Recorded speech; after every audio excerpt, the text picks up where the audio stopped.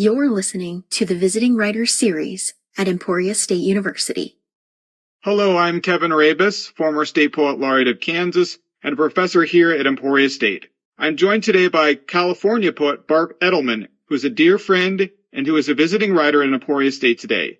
Bart has a strong local connection in that he has 2 books with Meadowlark Press in Emporia. One, A New and Selected Poems, is hot off the press. Welcome, Bart. Thanks for having me, Kevin.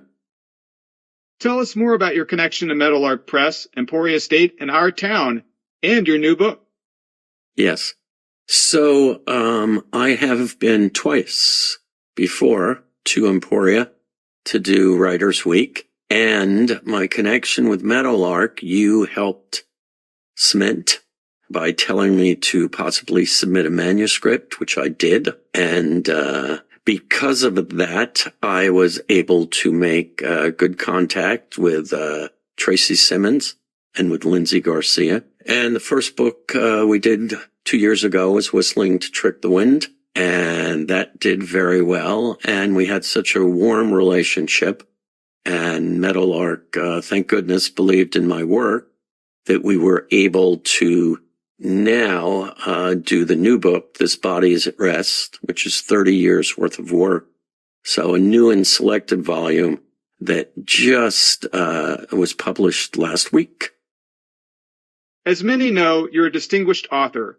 Give listeners and young poets some advice when it comes to the art and craft of poetry, and maybe also when it comes to the poetry business, the po-biz. Well, those are 2 wildly divergent different tracks. Let's start with the more the creative aspect. And the only advice I would give was if this is your passion, a writer needs to pursue his or her passion. A writer wants and hopefully is empowered enough and feels that it's important enough to follow and collect the craft of poetry. So you write because you are compelled to write. It is as necessary to you as eating or drinking, and it becomes the fulcrum, if you will, of your life. In terms of the poetry biz, that's a little more complicated, and that obviously leads to getting your work out there. Trying to send out to journals to get publications, as many as you can, before you even start thinking about a book. Also trying to get out and read your work at different venues so that you can feel, see, hear the richness of what it is you're writing. Also to try and have others read your work so that you can hear what that sounds like, what your voice is. It's a process, a step-by-step process, that you need to do little by little. And if it's important enough to you, then this, I think, becomes your life's work. And it's something that you dedicate yourself to. You're serious about craft. You revise, as often as you can and as needed. It is something that's so elementary that you do. You kind of live, eat, breathe, sleep poetry. Becomes your life. Speaking of living on poetry as a kind of meal, what's it been like looking back over your work to create a new and selected poems? What's it like taking that trip through meals of the past when it comes to this new book? Yeah, a new and selected volume, I think, is extremely challenging, because what you're doing is you've got your new poems, which in my case, I think is about between 45 and 50 new poems. And then in my case, it's 15 to 20 poems from each of the prior 7 books. So that said, in one way, it's mechanical, but then you're trying to at least make those poems sing.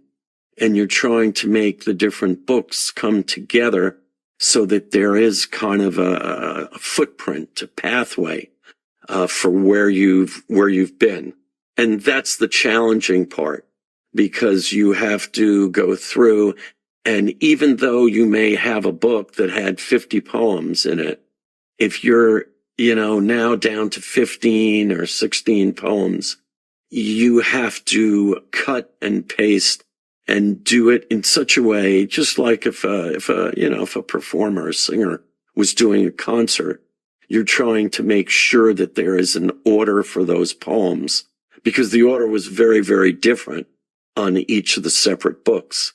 Now you're trying to have them kind of work together. You're trying to harmonize the book, if you will. That takes a while to kind of cut and paste. And in my case, Meadowlark was very welcoming, very tender in terms of their patience, me doing that, and working together with Lindsay Garcia, who is both a great layout artist, a great publicist for Meadowlark. Today in class, you talked a little bit about the process and how you handwrite on a pad and then go back and sometimes put the work in a drawer and then come back to it and revise. Tell me a little bit about your process and maybe the struggles and pleasures of writing and revising poetry. Yeah, struggles, because it is an inexact science. My process is very, very fluid, very open. I have a loft where I do most of my writing, and I climb the stairs to that loft, and very often I don't know. I don't know where I'm bound at all. I do something, I guess, that's symbolically kind of leaving the window open and just allowing time before I even put down any words on that pad. And I don't use a computer. I only use a computer when I think I'm done with a rough draft and I want to see what that poem looks like in terms of typography on the page. But before then, I think I'm throwing that fishing line out. I see what bites. I'm trying to get back probably to something that had an effect on me that I might not have even realized, that was kind of unconscious. I'm letting something percolate. And if I'm lucky enough, I grab onto that. And then from there, if I'm lucky enough, you build a poem. You write a poem. You're cognizant, I think, a little bit of where you're going, but it's a tricky roadmap. And sometimes poems can take months. You work on it. You could work on a stanza, be happy with that stanza, and then it seems to go to kind of nowheresville, and you're not sure what to do. And that's when you have to be patient. Maybe you start another poem and come back to it. Like I said, it's very, very inexact. And, no two poems kind of work the same way. You seem to be a brilliant poet of the heart. You write poems where relationships are blossoming or wilting. Tell me about that subject or that approach to writing about love. It seems to go there, ... Even if I'm not aware, it seems to fall back to relationships, whether it's about love or whether it's about friendship, teamwork. There's quite a few sports poems. It seems to be a comfortable place to go, even though the relationships that I might write about are uncomfortable and have many different levels. Some of those relationships do not seem as if they're, even technically, date-wise, as if they're over. I just think we keep replaying relationships over and over again. And so it's probably figuring out through that relationship where we are, both in time and space, and what's going on in our lives. Do you have anything else for our listeners? I think there are so many wonderful poets who are out there. There are so many great avenues that you can travel down.